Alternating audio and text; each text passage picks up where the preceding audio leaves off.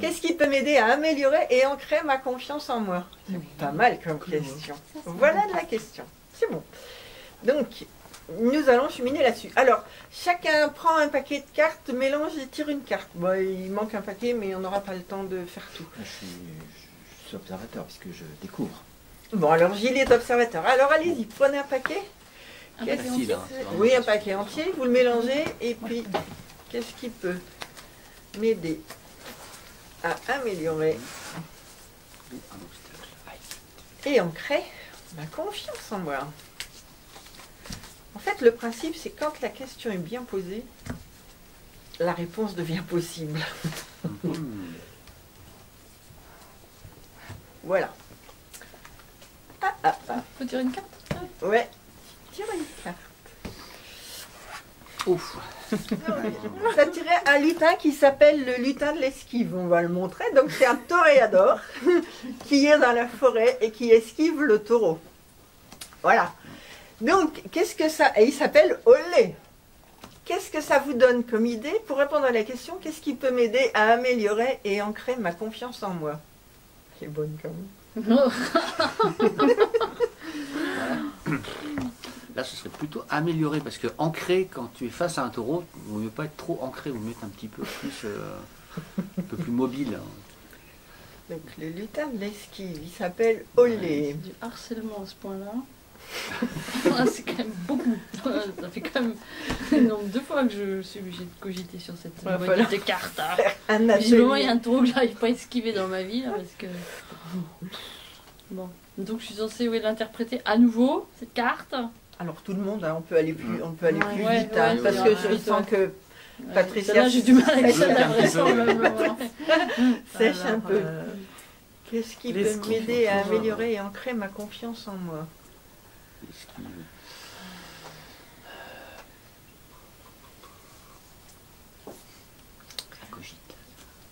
Alors, est-ce qu'il n'y aurait pas une idée d'oser prendre le taureau par les cornes et de le regarder droit dans les yeux, le regarder en face, parce que si on le regarde en face, il peut ne pas faire autant peur que ce qu'on croyait. Intéressant. Ouais. Hein? Donc, le regarder dans les yeux. Lui faire le prendre le taureau par les cornes, j'aime bien. Lui faire le coup du charme torride. Je parlais encore cet après-midi aux étudiants justement d'un maire qui s'était fait encorner par un taureau, donc le charme torride. Non mais l'esquive c'est aussi esquiver tout ce qui est un obstacle à notre confiance et voilà, être plus malin que le problème. Être plus malin que le problème.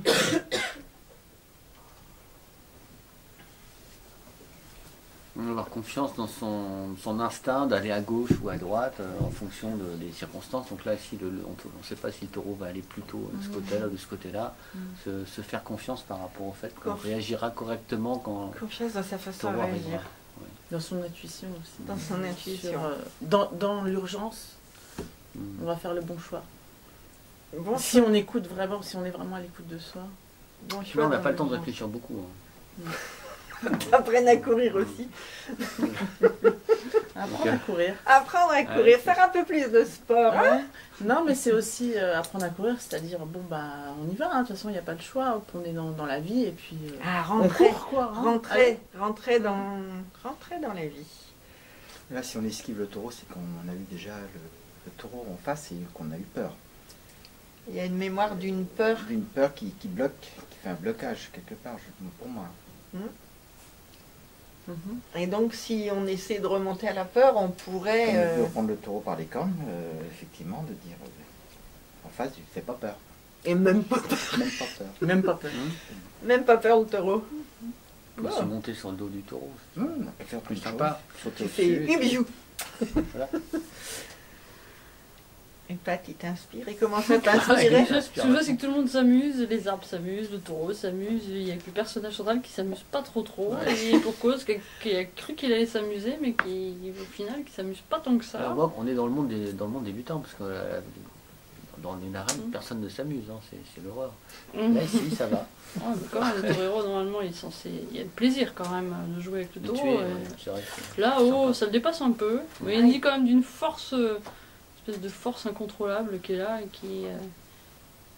j'ai envie qu'une chose, moi, c'est de me tirer, de me dire, écoute, cette force-là, sauvage, dangereuse... Est-ce qu'il n'y aurait pas alors l'idée d'apprivoiser sa force intérieure? Apprivoiser la force intérieure qui va me donner de l'assurance pour affronter les choses que j'ai à affronter dans la vie. Ah. Bon. Pas mal. Intéressant. Oui, ça parle. Hein. Comme ça, la confiance en soi, tu sais, la confiance en soi, taillot, celle-là, elle n'est pas ancrée, mais voilà. Bon, première carte, ok. Alors, qui nous parle de sa carte? Moi, je parlerai bien de l'obstacle, on reste dans les animaux. Alors, Christophe, l'obstacle, c'est... Face au dragon, magnifique face au dragon. Carte. Caméra, face au dragon. Et alors, pour résoudre notre question, qu'est-ce qui peut m'aider à améliorer et ancrer ma confiance en moi? Qu'est-ce que vient t'apporter comme information ou te donner comme idée cette carte d'obstacle face au dragon? Ici, le dragon est particulièrement effrayant, donc la flamme, j'imagine aussi une sorte de cri. Tu veux voir la carte? Beau dragon vert. Bon, il a l'air sympa en même temps. Oh. Ouais, des belles couleurs. Moins sympa que lui, je trouve. Celui-là, tu le connais bien.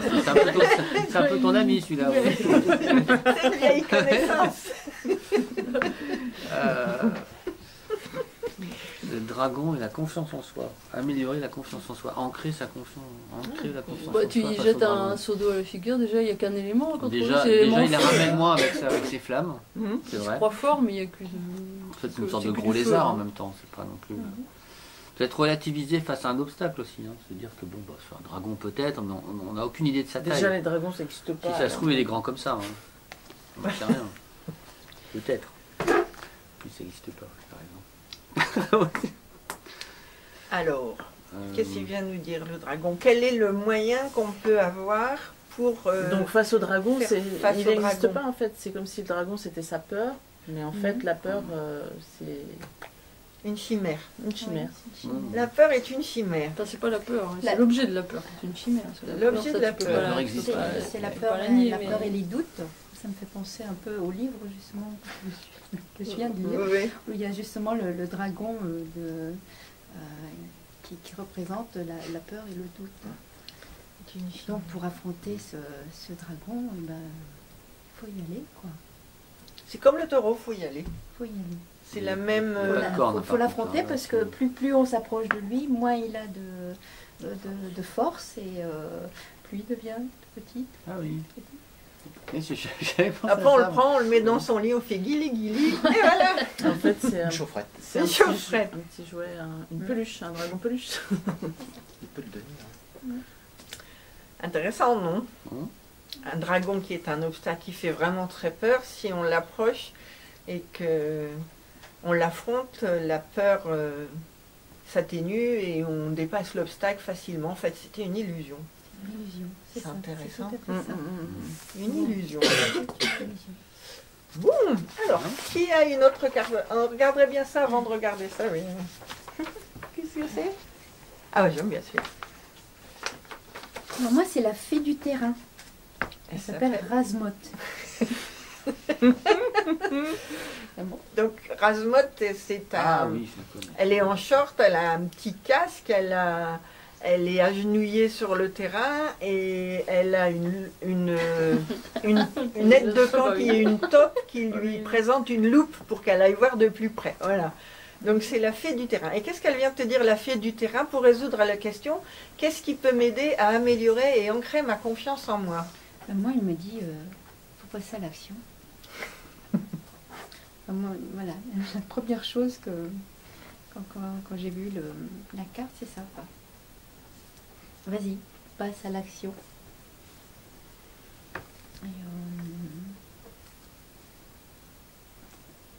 Bien concrète, de façon concrète. De façon concrète, oui, Elle ne s'arrête pas aux petites écorchures sur les genoux, tout ça, c'est pas trop son problème. Elle est concentrée sur ce qu'elle a à faire. Elle se fait aider aussi. Elle se fait aider, elle a une copine. Ouais. Ah, sa copine est particulière, c'est une taupe. Elle voit Donc rien. la copine, elle ne voit rien. La copine n'y voit rien et elle vient l'aider. Donc sur quoi elle peut compter la fée du terrain. La fée du terrain avec un aide de camp comme ça. Elle connaît très bien le terrain parce qu'elle connaît par en dessous, elle le sent, elle n'a pas besoin de voir pour le connaître. Quand elle est dedans. Et la particularité de la taupe, c'est qu'elle fonctionne avec l'intuition, avec l'odorat, voilà. Et donc, le conseil, c'est pour développer sa confiance en soi et l'aider à ancrer, c'est bien la taupe pour ancrer, comme elle est dans le souterrain, ça va bien. Et pour l'aider à ancrer, utiliser également l'intuition. Utiliser les choses concrètes et utiliser l'intuition. Ok. Mais il y a des complémentarités, je trouve. C'est la taupe, elle dit bon, écoute, moi je m'occupe de tout ce qui est du sol, et toi, elle a des ailes, là. Et toi, c'est une fée, toi, la surface. Ouais, élève-toi, quoi. Moi, je m'occupe du reste. Elle peut s'élever un peu, prendre de la hauteur. C'est comme ça que oui. Alors, ce qu'on peut voir, c'est qu'elles sont dans la même énergie. Ce sont toutes les deux des cartes bleues, elles sont toutes les deux dans la nature, elles sont toutes les deux sur le terrain. Donc, il y a une polarité masculine qui doit prendre le taureau par les cornes et une polarité féminine qui doit être concrète. Intéressant. Ok. Vous avez d'autres idées? Non, je vois qu'elle a une carte à côté, une carte pliée. Elle a une carte, elle a un plan du secteur. Moi, je pense qu'elle a les outils, quoi. Oui, elle a un petit sac à dos aussi. Hein. Et avec ça. Et elle a une lampe frontale. Évidemment. Elle a une lampe frontale ici, donc c'est le troisième œil. Le troisième œil, c'est ça. Donc faire confiance à l'intuition. Le troisième œil à l'aide. Voilà. Ok. Alors, comme outil magique, qu'est-ce que vous avez? Alors, outil magique, c'est un débrouilleur d'embrouille. Bon. Alors, l'outil magique n'a pas de dessin. Chacun l'imagine comme il veut. Alors, comment peut-on utiliser un débrouilleur d'embrouille pour t'aider à améliorer et ancrer ta confiance en toi?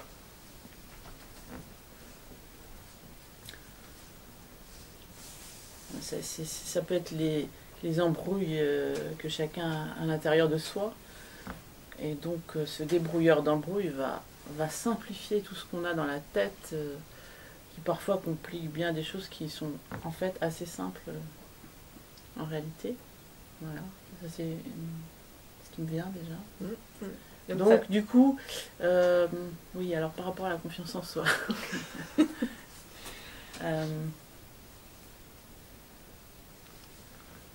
faudrait demander à Harry Potter sur ce coup-là, hein, parce que là, un débrouilleur d'embrouille, il faut tout à fait ça dans le bouquin d'Harry Potter. Donc il y a une idée d'installer de la clarté. Quand on voit qu'on n'a pas tellement confiance en soi, essayer de mettre un peu de clarté sur la question. Et en mettant de la clarté, le dragon va décamper, la Rasmode va s'activer, Olé va esquiver. Arrêter de s'esquiver. Ouais, il y a une idée d'installer de la clarté. Ou installer... L'idée de clarifier quelque chose qui manque de précision, qui est flou.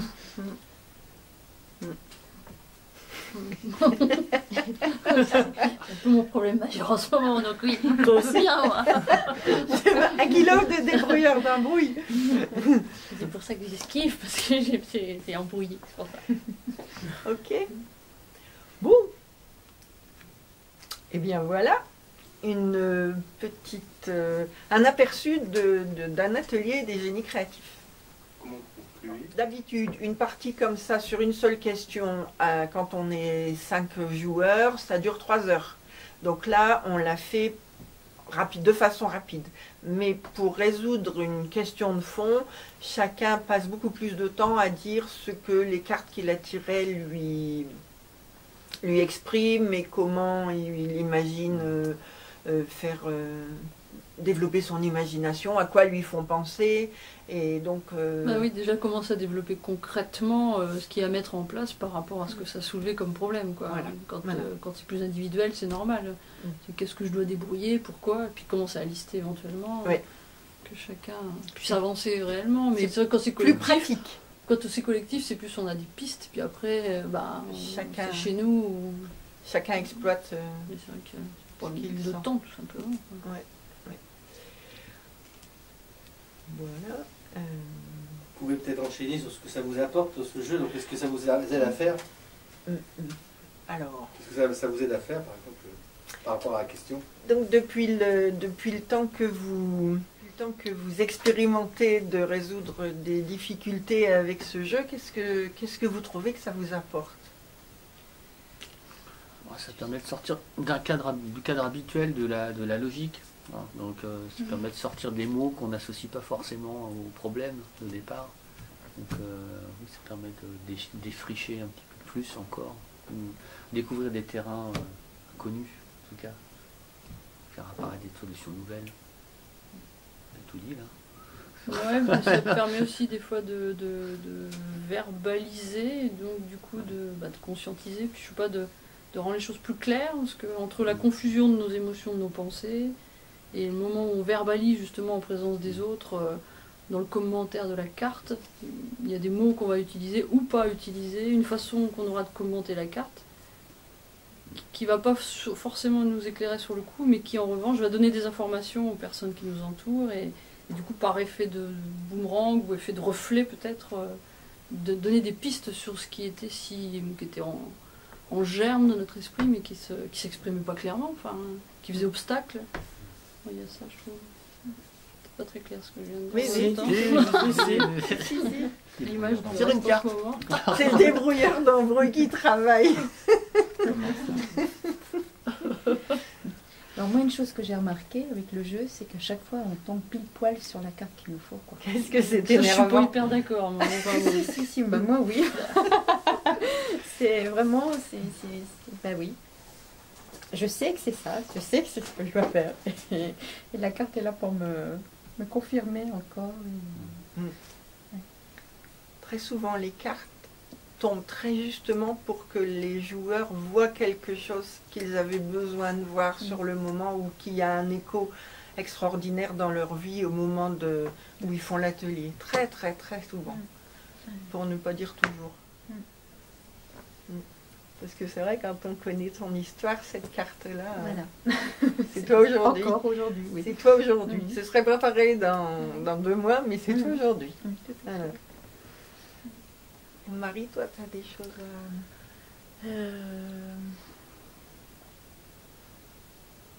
à... en fait, moi, ce que je pensais, c'était que ce jeu aide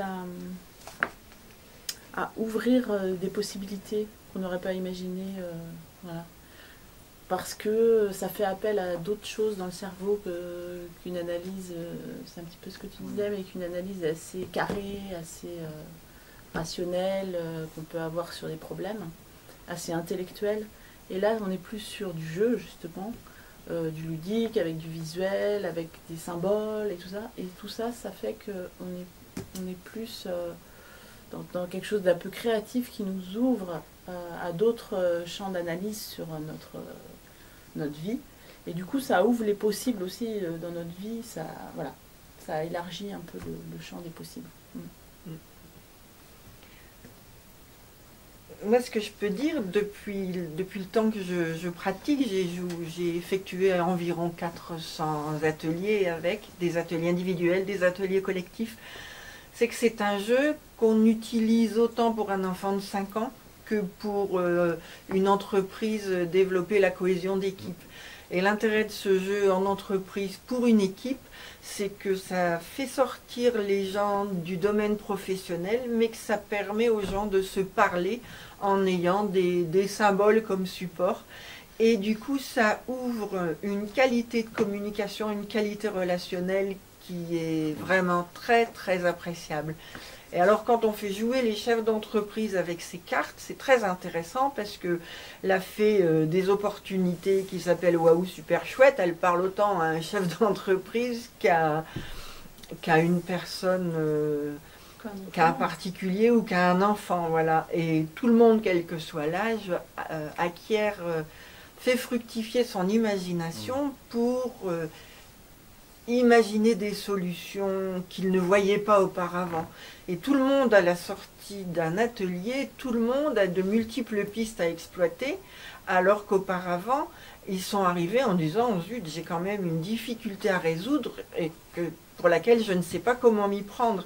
Et l'intérêt, c'est qu'avec ce jeu, on peut résoudre des questions qui sont sacrément abstraites, qu'on ne saurait pas comment faire évoluer autrement. Donc, voilà, c'est vraiment un jeu qu'on peut utiliser de multiples façons. On peut même simplement tirer juste une carte un jour pour avoir une tendance, ou on peut effectuer une partie complète pour résoudre à fond une question. Voilà, c'est un jeu multi-usage. En fait, c'est le couteau suisse des jeux de cartes. C'est vrai que la lisibilité facile du jeu, de la carte, c'est un élément important parce qu'il existe quand même sur le marché d'autres jeux de cartes qui justement, de façon ludique, sont destinés à nous informer, enfin oui, à trouver des clés sur une problématique du moment, etc. Et souvent, c'est extrêmement symbolique. Soit ça nécessite vraiment une culture grande comme ça, ou alors c'est presque tellement abstrait que c'est joli, mais c'est pas inspirant nécessairement. On voit bien quelque chose, mais c'est trop flou. Alors que c'est vrai que celle-là, elle suscite rapidement, oui, un échange, une réflexion, enfin, parce qu'elles sont très lisibles, quoi. Puis il y a la dimension humoristique, en fait, en plus aussi, qui est importante parce que voilà, ça ouvre aussi le dialogue. Elles parlent sans tout dire, quoi, mais elles invitent à la parole sans fournir une réponse clé en main non plus. Donc on ne se sent pas ridicule d'apporter une réponse. Non, parce que souvent fois les blocages, c'est d'apporter quelque chose qui n'ouvre pas, et effectivement par le biais de ces dessins, on peut dire une bêtise, mais la bêtise elle est reprise. Elle est reprise dans le bon sens.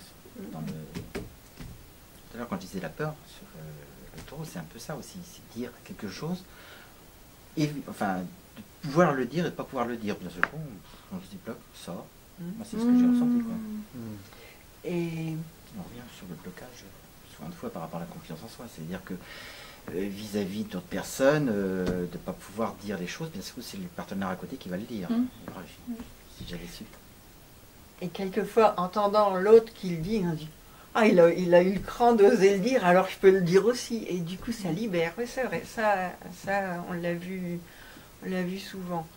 Et j'ai une autre idée. Oui, ce jeu, il offre aussi l'avantage d'entraîner les gens à fonctionner ensemble et à donner des idées pour faire fructifier un projet, pour faire fructifier une question, pour faire fructifier des solutions. Et il invite les gens à travailler ensemble, à fonctionner ensemble, à construire ensemble, et il n'est pas du tout dans le domaine de la compétition. Et je trouve qu'en entreprise, c'est un atout monumental. Je dis en entreprise, mais ça peut être dans les associations.